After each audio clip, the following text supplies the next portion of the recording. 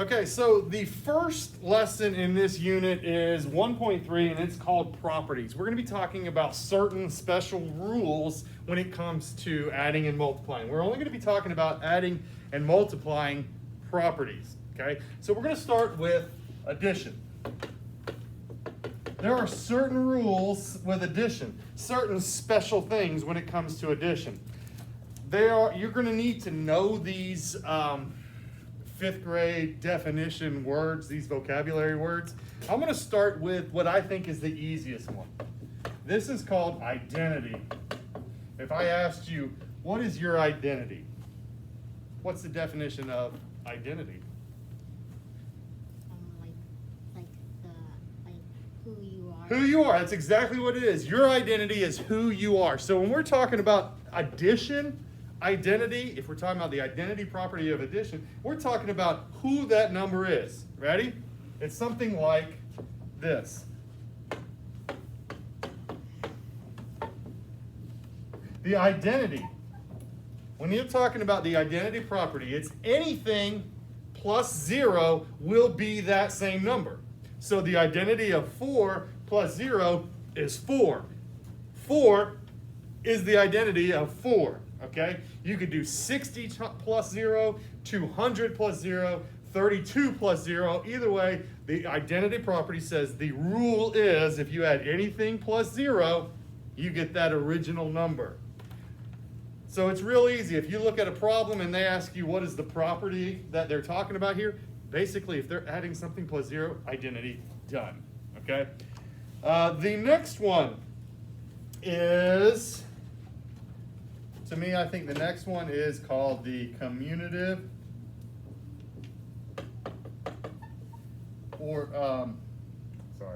the commutative property.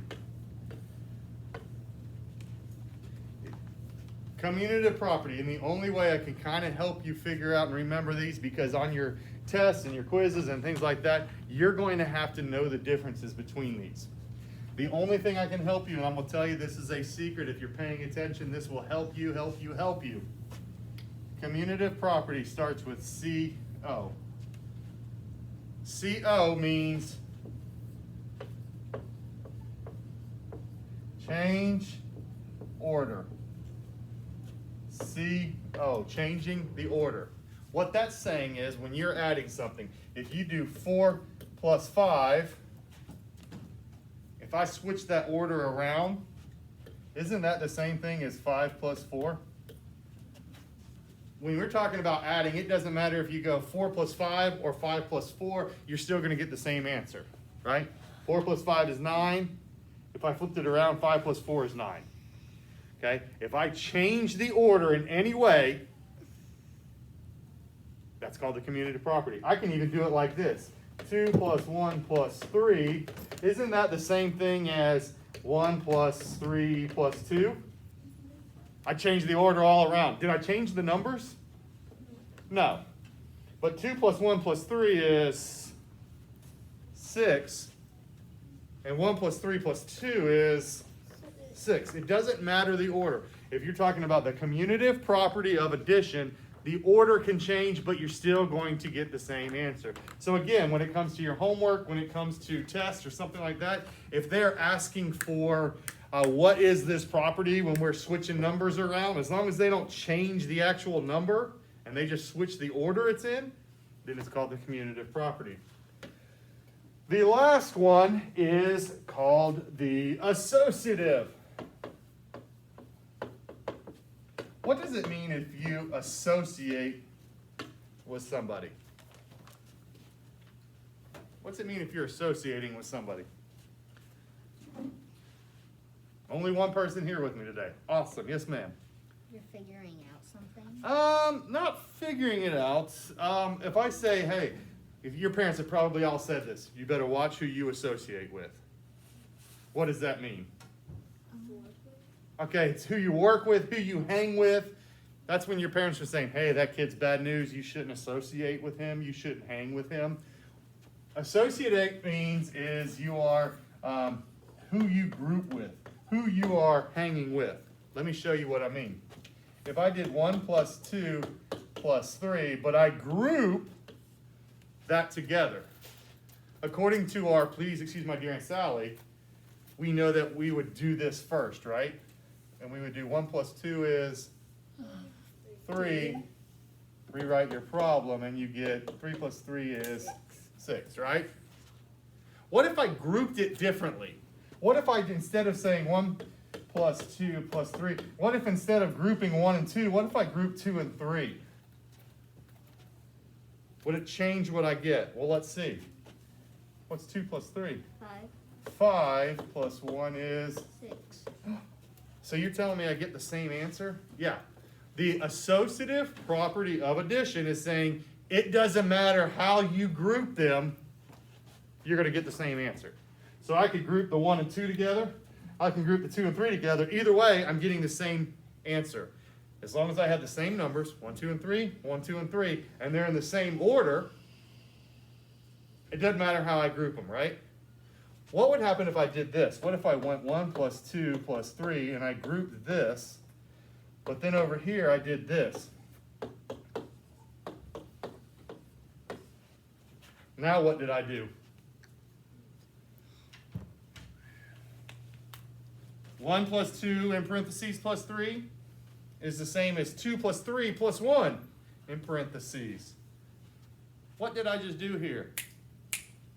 Some of you aren't with me. What did I do here, Hayden? Oh, I changed the order, didn't I? I have 1, 2, 3, and now I have 2, 3, 1. So I did use the commutative property, right? But what else did I also do here? I changed the association, right? I had 1 and 2 grouped together, and over here I have 1 and 3 grouped together. Can I do both of them? Will it give me the same answer? I don't know. What's 1 plus 2? 3. 3 plus 3 gives me 6, right? Over here, what's 3 plus 1? 4. 4 plus, rewrite your problem, 4 plus 2 is, 6. I get the same. So sometimes I can mix these together. Sometimes they change the order and they change the association, okay? And if you look right there on your page, page 13, the properties of addition are at the top, okay? So instead of writing them down and knowing these, you are gonna have to memorize these. I know, I'm sorry, but there's a couple little hints that might help you. Again, your identity means it's the same, right? 4 plus 0 is 4. It's the same, nothing's changing. Commutative, if you can remember, CO means change in order, you'll be fine. And associative, that's the weird one, that's who you associate, that's who we're grouping. All right, so those are the 3 little hints that might be able to help you. There are some special rules when it comes to multiplication also.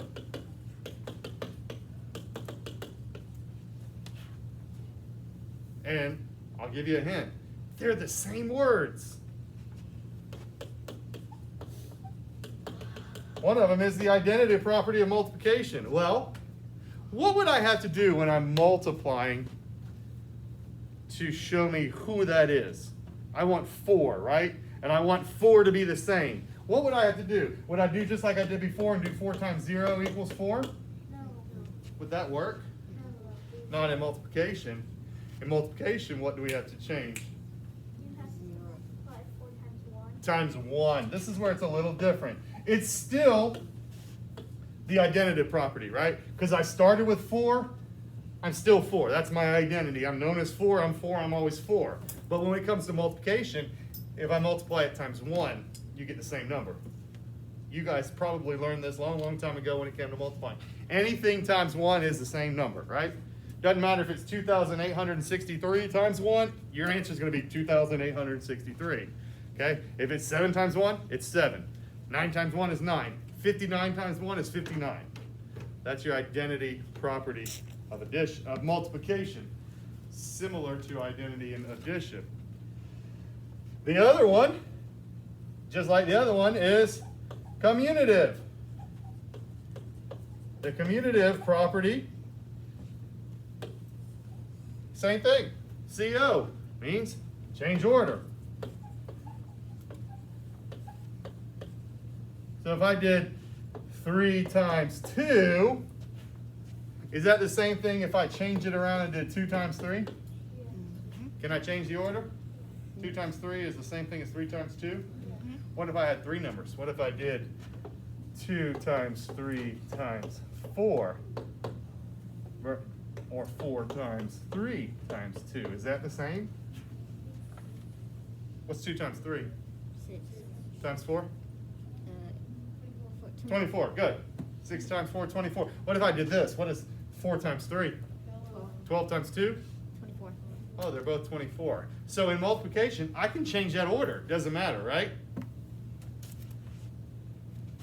Multiplication association, or associative. Associative. In addition, it was who we grouped, right? What if we grouped them differently here? What if I did 1 times 2 times 3, and I grouped the 1 and 2 together? Is that the same thing as going 1 times 2 times 3, but over here I group the 2 and 3 together? Let's see, what's 1 times 2? 2. 2 times 3 is 6. What's 3 times 2? 6. Times 1 is, 6. it's the same. So the associative property of a multiplication is the same thing. I can group them together differently. Well, why would I want to change that? Why would I want to do that? Let me give you an example. Sometimes they do something like this. Oh, let's say,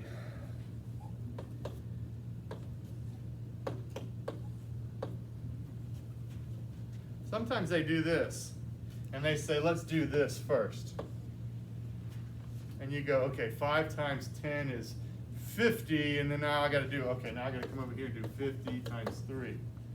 What if I grouped them differently, and I said 3 times 5 times 10, and I grouped it this way, and I said, oh, 3 times 5 is 15. 15, and anything times 10, all I gotta do is what?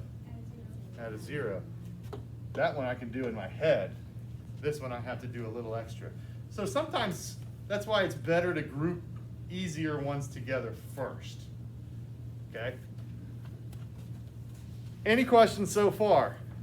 If you notice, in addition and multiplication, you both have an identity, and they both have the same rule. Whatever you start with is what you end with. The only difference is in addition, you add 0, and in multiplication, you multiply times 1. You both have a commutative order, which means you can change the order. In addition and multiplication, it doesn't matter which order, you can change them. And they both have an associative, which is I can group these together or these, it doesn't matter, I'm gonna come up with the same answer, and that works for both multiplication and addition. Can I do this in subtraction? Is there a certain rule in subtraction that I could subtract in identity and get the same answer? Is there something like 8 minus 0 gives me 8, right? That kind of works. But can I change the order? Can I do 5 minus 2 and then switch the order and do 2 minus 5? No. No. No. Can't subtract up, remember? What about if I do it differently? Can I subtract these two and then subtract that one? Or can I subtract these two first and then subtract it from that one? Will that work in the associative property? No. So there are no little special rules in subtraction. Only in addition, only in multiplication. Okay? There's one other special one. And this special one is weird. The distributive. I think I just spelled that wrong. I sure did. The distributive, there you go. This one is a combination. All right? And when you're talking about a combination, it's a combination of doing adding and multiplying. For example, I can do this.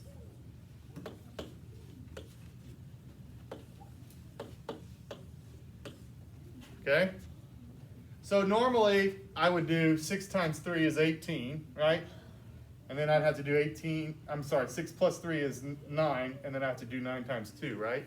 But the distributive property is taking both multiplying and dividing and combining them. So instead of doing, actually let me do it with harder numbers. Let me give you some harder numbers. So you can't just do it in your head. Let's do that.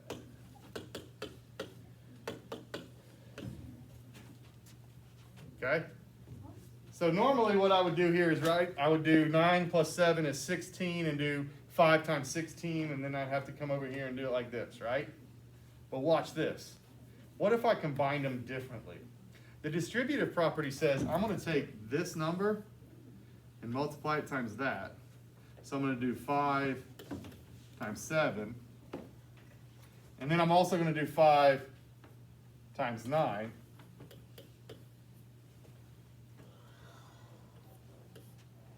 And then add them. Let's see if that works.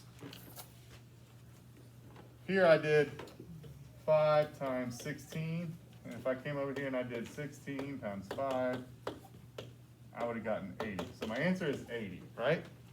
Watch this. What's 5 times 7? 35. 35 plus, what's 5 times 9? 45. 45, right? So if I do 35 plus 45, I get the same answer. But here I broke it into smaller, 2 easier problems that I could do both of those in my head.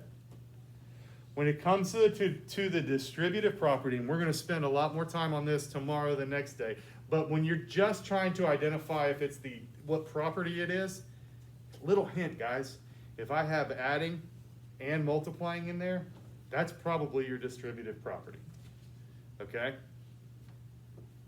So for example, I could do something like this.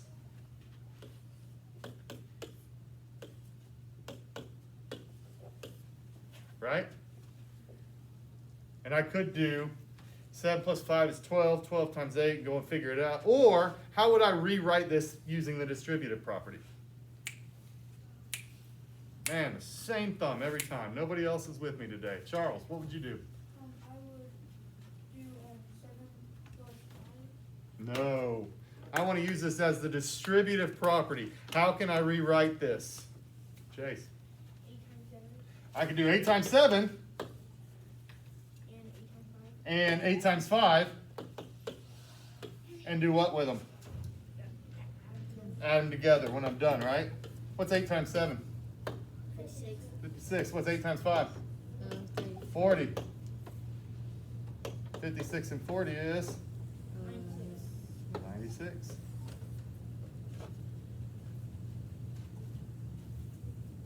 Are there any questions on your properties?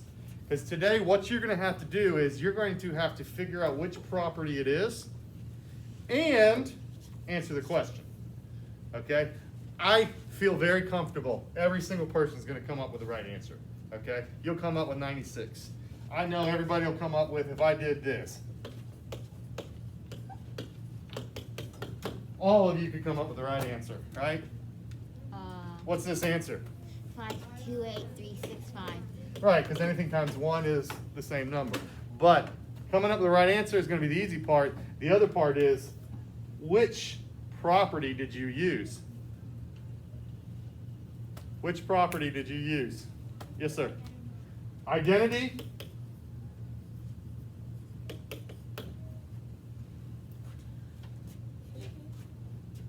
It's the identity property. Gotta have this. Of, thank you, multiplication. You gotta tell me it's multiplication, because that's multiplication. Because it would be different if it was that.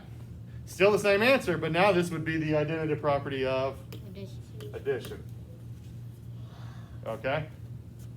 So today, your homework is going to be answer the question, which you all can do because we've done enough of these. Please excuse my dear Aunt Sally stuff. You can do all this. And then coming up with the right property. Make sure if it's identity, commutative, or associative, that you tell me it's multiplication or division. Is there, when we're talking about the distributive property, when we have both, there is no distributive of multiplication or distributive of addition. It's just the distributive property. Any questions?